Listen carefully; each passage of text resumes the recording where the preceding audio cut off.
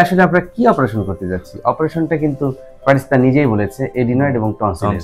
Adenoid এবং tonsil কেন হয়, কাদের হয়? তোমার নামটা কি? তারসিয়া সাফারা ফারিস্তা। আচ্ছা, তুমি কোন ক্লাসে পড়ো? নার্সারিতে। নার্সারিতে পড়ো। তোমার স্কুলের নাম কি? ইলমুল কোরআন একাডেমি। আচ্ছা আচ্ছা, তোমার রক্তের গ্রুপ জানা আছে?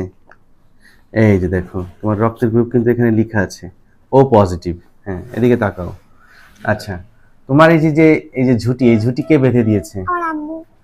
তুমি কি ঝুঁটি পরা পছন্দ করো? আচ্ছা, তারপর তোমার আম্মু বেঁধে দিয়েছে না? আচ্ছা, তোমার এখন কি অপারেশন হবে সেটা কি তুমি জানো? কি অপারেশন? Tonsil adenoid. বাহ, কি চমৎকার! আসলে এতটুকু বাচ্চা টনসিল এবং এডিনয়েড এই শব্দটা একদম স্পষ্ট করে বলতে পারলো। এটা কিন্তু একটি ভালো যে ছোট ছোট মিষ্টি বাবুরাও অপারেশনের নাম জানে, কি অপারেশন হবে, কেন হবে, এই জিনিসগুলো টুকিটাকি তারা জানা শুরু করেছে এই ভিডিওগুলোর কল্যাণে।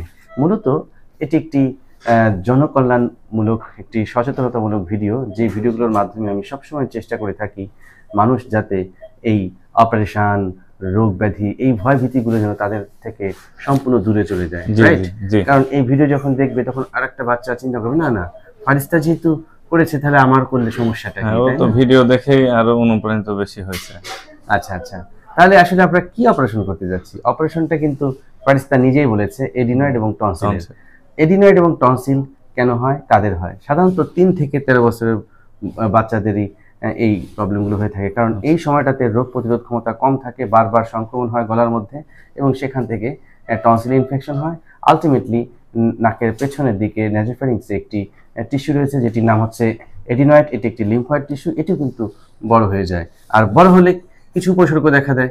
এই উপসর্গগুলো কি কি লক্ষ্য করেছেন ওর মধ্যে? হা করে ঘুমায়, তারপর নিঃশ্বাস নিতে সমস্যা হয়। হ্যাঁ হ্যাঁ, রাইট।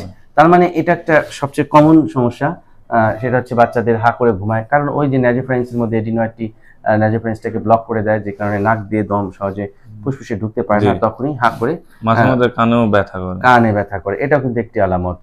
এবং যখন এই সমস্যার জটিলতা ধারণ করে তখন কিন্তু কান পেকে যায়, কারো কারো ক্ষেত্রে কানের শ্রবণ ক্ষমতা ধীরে ধীরে কমে যায়। বাচ্চাদের কিন্তু গ্রোথ ঠিক মতন হয় না। আমরা বলি যে ফিজিক্যাল এবং মেন্টাল ডেভেলপমেন্টটা কমে যায়। কেন ফিজিক্যাল গ্রোথটা কমে? কারণ বাচ্চা যখন ঠিকঠাক মতো খেতে পাবে না, নিউট্রিশন আসবে না, তার শারীরিক বিকাশটা কিন্তু বাধাগ্রস্ত হবে। একই সাথে মানসিক বিকাশ বাধাগ্রস্ত হবে। যদি রাত্রেবেলা প্রপারলি অক্সিজেনেশনটা না হয় হিউম্যান বডিতে, ব্রেনের ডেভেলপমেন্টটা তখন ক্ষতিগ্রস্ত হয়। এতে করে বাচ্চারা পড়ালেখা অমনোযোগী হয়ে যায়। আমরা বলি যে বাচ্চাদের আইকিউ, ইন্টেলিজেন্স কোশ্চেন, এই আইকিউটা ধীরে ধীরে কমে যায়। আর কমে গেলে তো এই বর্তমান যুগে প্রতিযোগিতা ওরা টিকে থাকতে পারবে না। যে কারণে এই ছোট্ট সোনামণিদের সুস্থ সুন্দর স্বাভাবিক জীবনের জন্য কিন্তু এডিনোটনসিলাইটিস এই প্রবলেমটি তার দেহে রাখা যাবে না। যে কারণে কিন্তু আমরা সিদ্ধান্ত নিয়েছি অপারেশন করার। আমরা এই মুহূর্তে এই মিষ্টি বাবুটি ফারিস্তার আমরা এডিনোটনসিলেক্টমি সার্জারি করতে যাচ্ছি। আপনারা সবাই প্রাণ ভরে দোয়া করবেন।